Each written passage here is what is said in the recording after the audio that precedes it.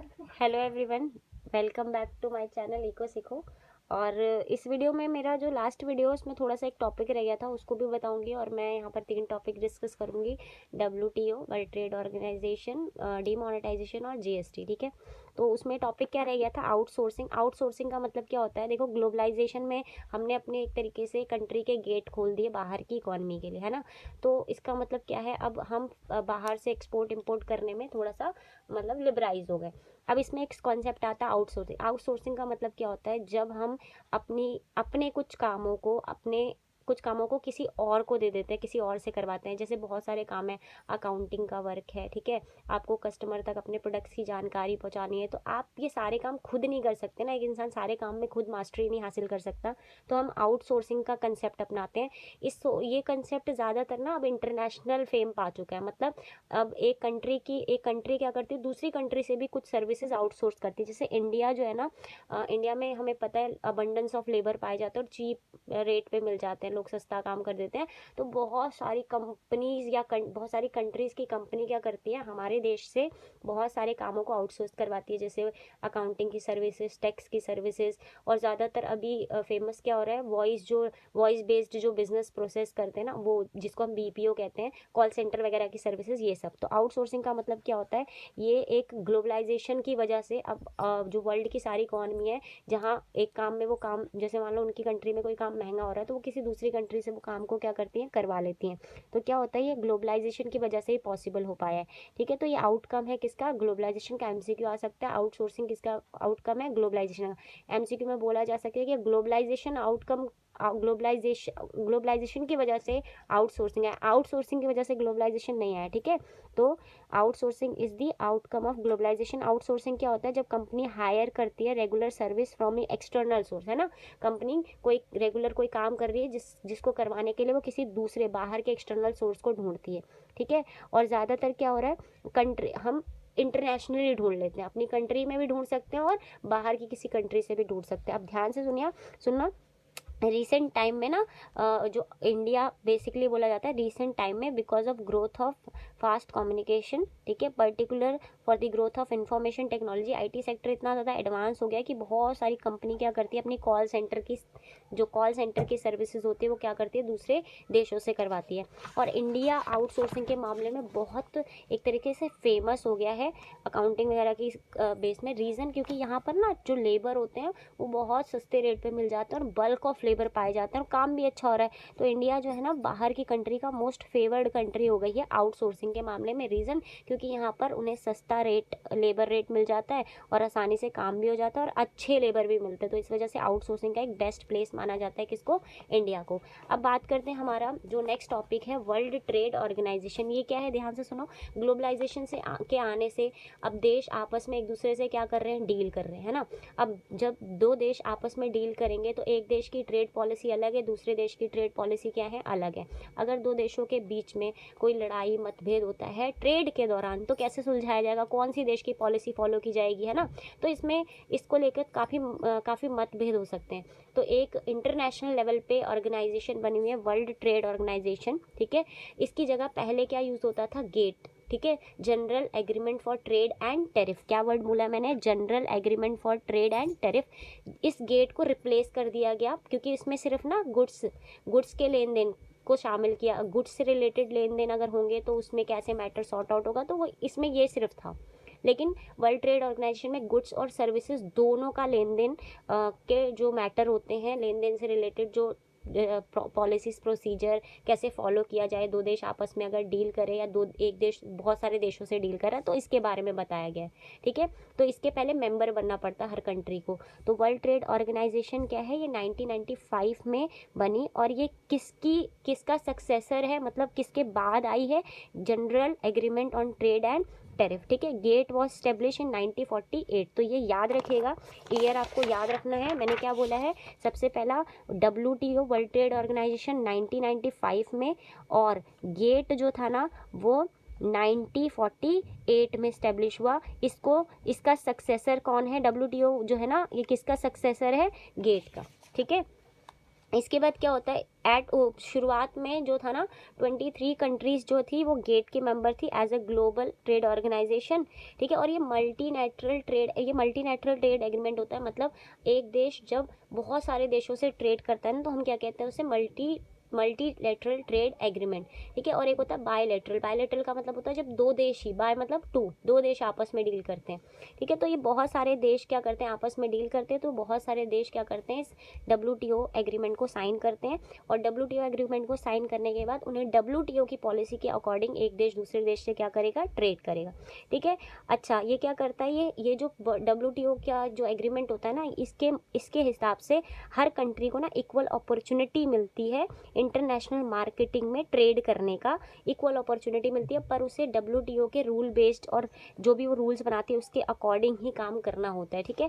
अच्छा, WTO का जो हेड ऑफिस है या हेड क्वार्टर है वो जिनेवा स्विट्जरलैंड में, तो ये याद रखना। और एट प्रेजेंट WTO के कितने मेंबर कंट्री हैं, एट प्रेजेंट मेंबर कंट्री कितनी है, 164, कितनी है, 164, तो ये याद रखिएगा कुछ चीज़ें, ठीक है। अब WTO के फंक्शंस के बारे में कभी कभी क्वेश्चंस आ जाता है, तो मैं बता देती हूँ पहले WTO के क्या क्या काम है, ठीक है।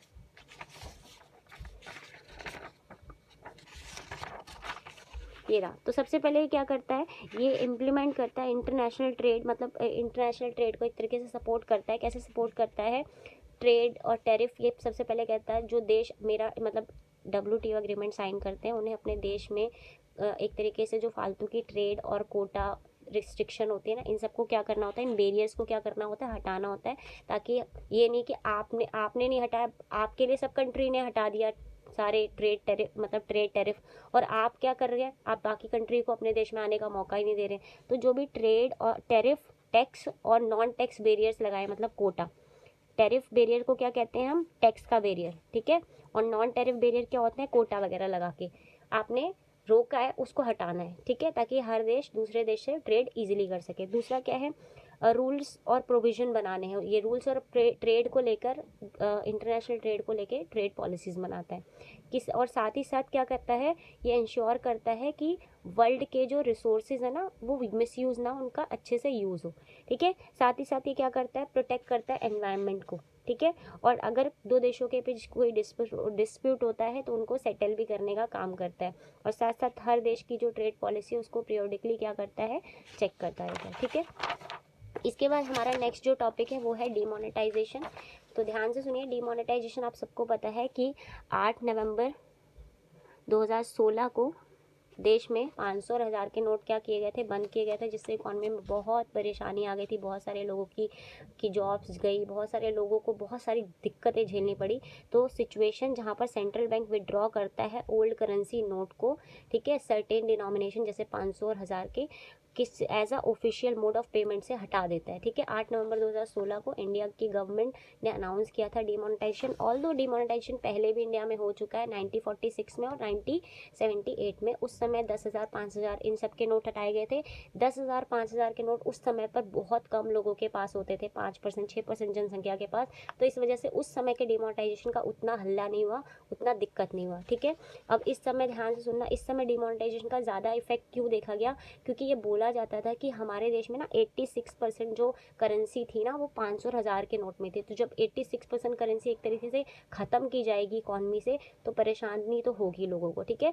अब ये क्या बोला जाता है, डिमोनेटाइजेशन में ना 105 लोगों की डेथ हो गई थी, बस पढ़ने के लिए आप याद पढ़ लीजिए, और इसकी वजह से 15 लाख लोगों ने अपनी नौकरियां खो दी थी।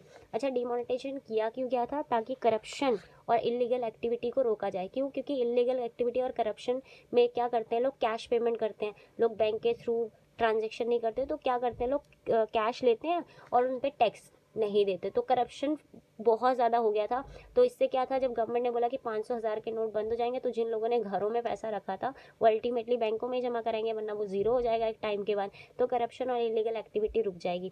साथ साथ में ब्लैक मनी जो थी ना मार्केट में, ब्लैक मनी का मतलब जिस मनी पे आपने टैक्स नहीं दिया, लोग बचा बचा के रखते थे, तो ब्लैक मनी अल्टीमेटली बैंक के पास वापस आ जाएगी और बैंक को मतलब एक तरीके से बैंकों के पास वापस आएगी तो गवर्नमेंट को पता चल जाएगा कितनी ब्लैक मनी है और कितना टैक्स लोगों ने घपला कर रखा है, ठीक है। इसके बाद साथ में टेरर फंडिंग, क्योंकि आपको पता है टेरर फंडिंग भी कैश में होती है, तो जब वो कैश ही वो 500 और 1000 के नोट ही खत्म हो जाएंगे तो टेरर फंडिंग में क्या हो जाएगी, रुक जाएगी। प्रिवेंट करना टैक्स इविजन को, टैक्स इविजन रोकेगा, क्योंकि सभी लोग जिनके पास कैश जिन्होंने दबा के रखा है, टैक्स नहीं दिया है, वो सारा बैंक में जमा करेंगे, अल्टीमेटली बैंक क्या काटेगा, टैक्स। साथ साथ में कैशलेस इकोनॉमी को प्रमोट करना, बोला जाता है ना कैशलेस करो, सारे ट्रांजेक्शन ऑनलाइन करो, तो इसलिए डिमोनेटाइजेशन इंडिया में प्रेफर किया गया था, ठीक है। हमारा जो नेक्स्ट टॉपिक है वो है जीएसटी। जीएसटी में क्या था, तो ध्यान से सुनना, nation wise one nation one tax, क्या बोला मैंने, one nation one tax, goods and service tax, it is a indirect tax, ठीक है। जितने भी इनडायरेक्ट टैक्स इंडिया में थे, वेट हो गया, वैल्यू एडेड टैक्स हो गया, और वेल्थ टैक्स वगैरह, इन सब टैक्सेस को क्या किया गया था, अल्टीमेटली एक टैक्स बना दिया गया था।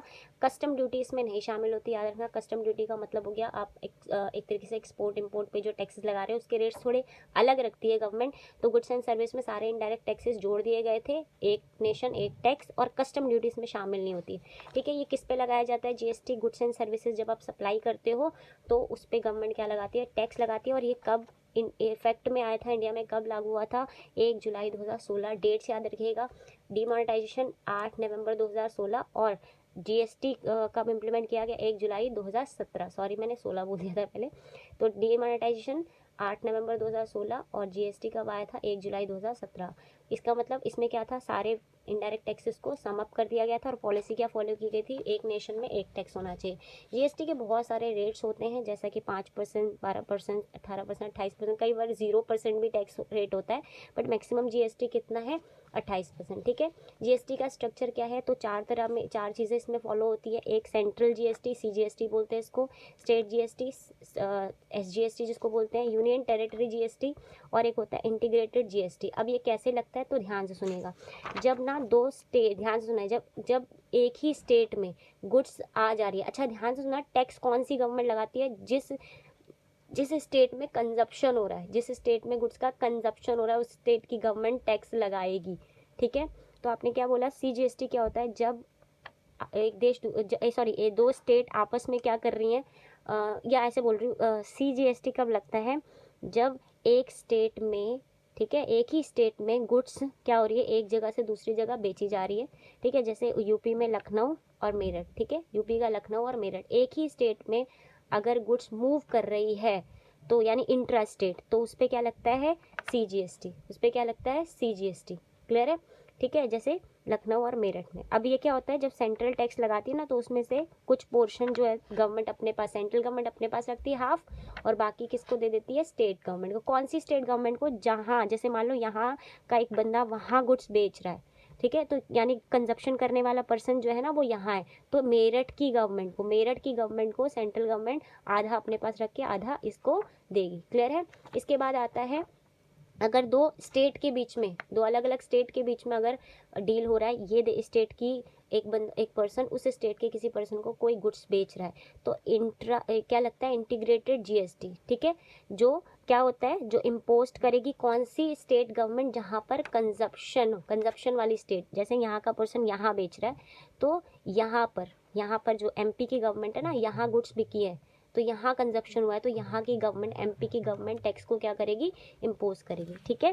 इसके बाद होता है यूनियन टेरिटरी, मान लो दो यूनियन टेरिटरी में गुड्स बेची जा रही है, ठीक है, तो क्या होता है, यूनियन टेरिटरी यूजीएसटी कब लगता है, या ऐसे बोल रही हूँ, एक स्टेट दूसरी यूनियन टेरिटरी को टैक्स बेच रही है, तो क्या लगता है हमारा, इंटीग्रेटेड जीएसटी, ठीक है। बस ये याद रखना, कंजप्शन जिस स्टेट में होगा वहाँ की गवर्नमेंट को वो टैक्स इम्पोज करना होगा, ठीक है। अच्छा, इसके बाद इसके कुछ फ़ायदे सुन लीजिए जीएसटी के। सबसे पहला, ये कॉम्प्रिहेंसिव टैक्स होता है, मतलब सभी टैक्सेस को मर्ज कर दिया जाता है। मल्टी मतलब सारे टैक्सेस को मिलाकर एक टैक्स बनाया जाता है। मल्टी स्टेज टैक्स होता है, मतलब जब एक प्रोड्यूसर मान लो किसी से खरीद रहा है सामान, तो वहाँ टैक्स देगा, और जब बेच रहा है तो वहाँ से टैक्स क्या करेगा, रिसीव करेगा, तो जितना उसने टैक्स दिया था ना, वो रिसीव वाले टैक्स में से क्या कर देगा, माइनस कर देगा, ठीक है। इसको बोलते हैं इनपुट क्रेडिट, ठीक है। उसके बाद आगे बेसिकली मल्टी स्टेज मतलब हर स्टेज पे टैक्स लगेगा, बट टैक्स की वैल्यू बढ़ेगी नहीं, टैक्स अल्टीमेटली नेट ऑफ होके मिलेगा। वैल्यू एडेड टैक्स होता है क्योंकि वैल्यूज़ जितनी ऐड करेंगे उसी पे टैक्स लगता है। और डेस्टिनेशन बेस्ड होता है, मतलब जहाँ कंजप्शन होगा जिस स्टेट पे, उस स्टेट जहाँ कंजप्शन होगा उसी स्टेट या उस स्टेट की गवर्नमेंट उस पर क्या लगाएगी, टैक्स लगाएगी। क्लियर है? तो इस तरीके से मेरा जीएसटी का टॉपिक, WTO का टॉपिक और साथ साथ में डीमोनेटाइजेशन का टॉपिक्स मैं इस वीडियो में मैंने कवर कर दिया। Thank you so much. अगर आपको मेरी वीडियो पसंद आई, इसे लाइक करिए, शेयर करिए और सब्सक्राइब ज़रूर करिए।